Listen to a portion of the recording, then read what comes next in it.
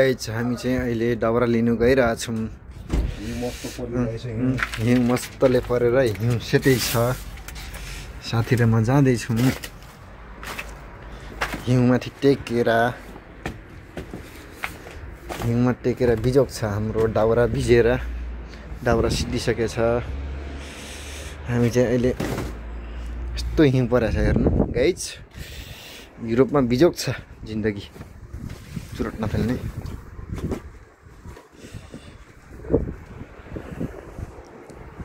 थुप्रै चिसो छ भाइ त काम्ने जस्तो छ नि। हिउँ कहाँ यत्रो घाम लागेर नि उनी पक्लाएको छैन नि। दाउरा कहाँ छ रुम तातो बनाउने हो। भोलिदेखि हाम्रो काम छ। आजको दिन चाहिँ हाम्रो छुट्टी छ, त्यही भएर हामी दाउरा निकाल्ने हो।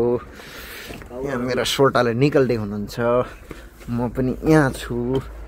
सानो सानो ठुल्ठुलो चाहिँ ठुल्ठुलो नलानुपर्ने।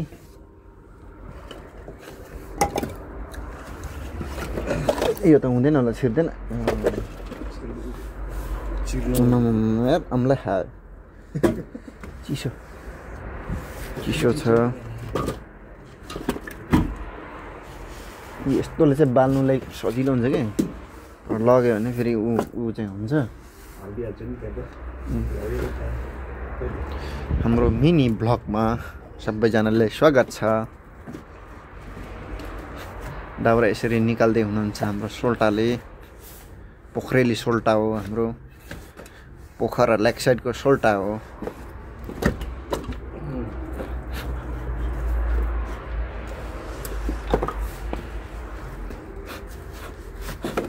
हामी चाहिँ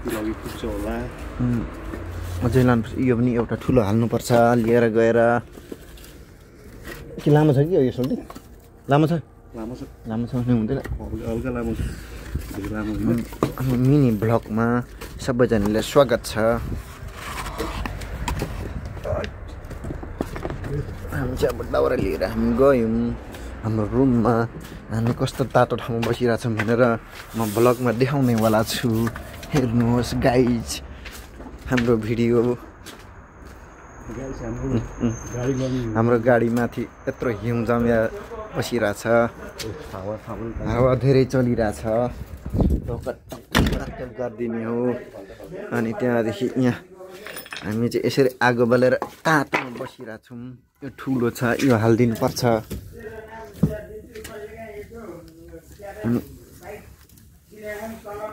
मेरो युट्युबमा अब हाल्नेवाला छु, एकछिनमा हेरिदिनु होला।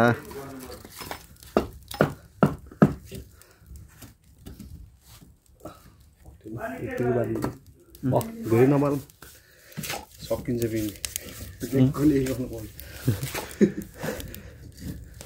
चक्कसँगले हामीले बालिदिने हो। यसले गर्दा रुम एकदम तातो हुन्छ।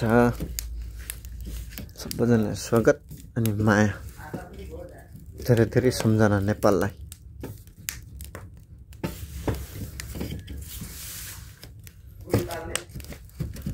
यसरी हाल्ने हो।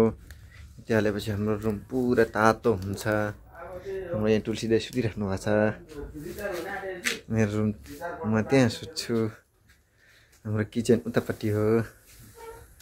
रुममा चाहिँ टक्कसँगले यहाँ माथि हावा जान्छ अनि टक्कसँगले धुवा हुँदैन रुममा। अनि तातो हुन्छ हाम्रो रुम।